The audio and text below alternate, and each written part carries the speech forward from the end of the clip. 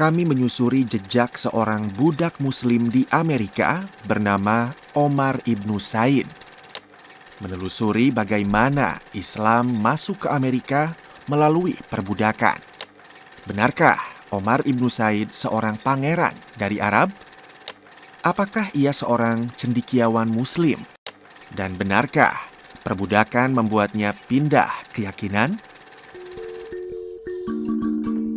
Di perpustakaan dengan koleksi terbesar di dunia, Library of Congress di Washington DC, kami mendapati adanya perlawanan dalam sunyi dari seorang budak muslim asal Futa Toro, Senegal bernama Omar Ibnu Said. Dalam bukunya yang diproduksi dengan luar biasa, ia menyebutkan, "Saya adalah seseorang yang berasal dari suatu tempat. Saya berbahasa. Saya punya sistem kepercayaan. Saya bukan untuk dimiliki siapapun." Perbudakan di Amerika dimulai sejak abad ke-16 di bawah kolonialisme Eropa. Tak jarang budak tidak punya identitas kecuali fitur tubuh mereka. Tak punya identitas, tak punya suara. Manuskrip berbahasa Arab milik Omar ditulis pada tahun 1831 ketika ia menjadi budak. Sempat terabaikan, pada Juni 2017, Library of Congress memperoleh koleksi penting sejarah Islam di Amerika itu. Di tanah asalnya, Omar Ibnu Said telah mempelajari Islam selama 25 tahun. Sementara Islam sendiri sudah masuk ke Afrika sejak awal abad ke-7. Tak hanya memberi pengaruh budaya, tapi juga ilmu pengetahuan.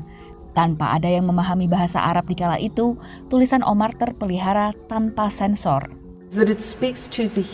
Yang membuat manuskrip ini unik adalah pembahasan soal sejarah Afrika sebelum kedatangan bangsa Eropa. Bahwa sebelum perbudakan transatlantik, ada komunitas Arab yang memiliki sejarah panjang dengan masyarakat asli Afrika. Omar dijerumuskan dalam perbudakan pada 1807, di usia 37 tahun dan di bawah kederatan asing Charleston, South Carolina.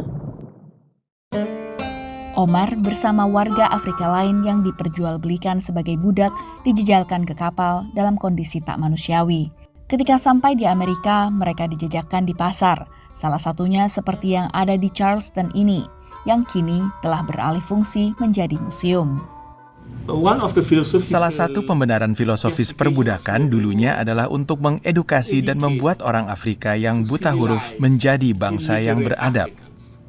Alasan ini bertentangan dengan isi catatan Omar yang menunjukkan majunya peradaban di tanah asalnya.